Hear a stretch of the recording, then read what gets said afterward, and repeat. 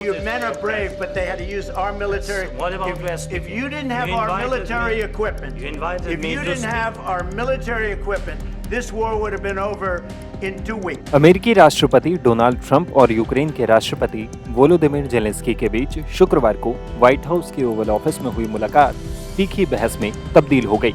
दो देशों के राष्ट्राध्यक्षों के बीच इस तरह के मोमेंट एक दुर्लभ दृश्य है। मीडिया कैमरों के सामने हुई इस तीखी नोकझोंक ने सबको हैरान कर दिया। इस बहस के दौरान ट्रंप ने आरोप लगाया कि जेलेंस्की शांति नहीं चाहते हैं और अगर वो समझौता नहीं करेंगे तो अमेरिका इस जंग से बाहर हो जाएगा। Our military equipment. If you didn't have our military equipment, this war would have been over in 2 weeks.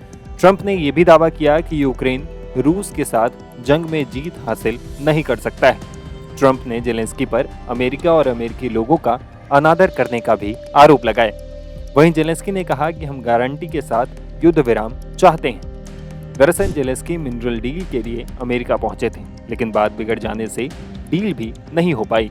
Trump ने बीच में ही बातचीत बंद कर दी और जेलेंस्की भी व्हाइट हाउस छोड़कर अपने होटल चले गए।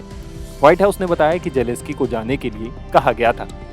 इस विवाद के बाद साफ है कि यूक्रेन और अमेरिका के रिश्ते पर भी इसका असर होगा। ये ऐसे समय में हो रहा है जब यूक्रेन को रूस से युद्ध में अमेरिकी मदद की जरूरत है। अमेरिका अब यूक्रेन को मदद कम कर सकता है और जेलेंस्की का यूरोप को नाटो में शामिल करने का सपना भी टूट सकता है। यानी यूक्रेन को जेलेंस्की का ट्रंप से उलझना काफी महंगा पड़ सकता है। यूक्रेन के लिए फिलहाल बड़ा मुद्दा अमेरिका के साथ अपने संबंधों को बचाना है। ऐसा इसलिए क्योंकि अमेरिका का समर्थन खोना उसके लिए बहुत नुकसान की वजह बन सकता है। यूक्रेन फिलहाल रूसी सेनाओं के हमले का सामना कर रहा है। युद्ध की शुरुआत से ही जेलेंस्की नाटो में यूक्रेन की एंट्री पर जोर दे रहे हैं। इस घटना के बाद ट्रंप यूक्रेन के लिए नाटो के दरवाजे पूरी तरह से बंद कर सकते हैं। नतीजतन यूक्रेन के सामने युद्ध के बाद भी अपनी सुरक्षा सुनिश्चित करने के लिए संघर्ष करना पड़ेगा। वहीं व्हाइट हाउस में हुई इस बहस के बाद ट्रंप की ओर से प्रस्तावित खनिज समझौता भी अधर में लटक गया है। इससे यूक्रेन को अमेरिकी हथियारों का भुगतान करने के लिए संघर्ष करना पड़ सकता है। कई एक्सपर्ट्स का मानना था कि इस डील के जरिए यूक्रेन को हथियार मिलने का रास्ता साफ हो जाएगा। ऐसे में ट्रंप और जेलेंस्की का विवाद अमेरिका की यूक्रेन को भविष्य में सैन्य और मानवीय दोनों तरह की सहायता पर एक बड़ा सवालिया निशान छोड़ती है। हालांकि ट्रंप और जेलेंस्की के बीच तीखी झड़प पर रूस काफी खुश नजर आ रहा है। रूस ने कहा कि यूक्रेनी नेता को वो मिला जिसके वो हकदार थे।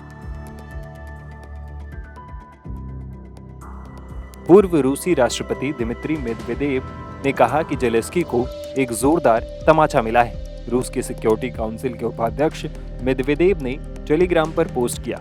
ओवल ऑफिस में क्रूर तरीके से पिटाई की गई।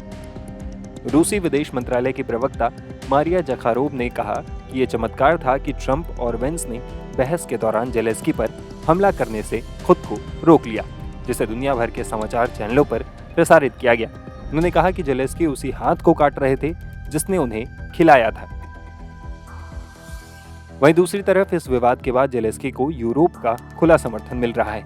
इस विवाद के बाद यूरोपियन यूनियन की विदेश नीति प्रमुख काजा कैलास ने कहा कि हम यूक्रेन के साथ खड़े हैं। हम यूक्रेन के प्रति अपना समर्थन बढ़ाएंगे ताकि वे हमलावर से लड़ना जारी रख सकें।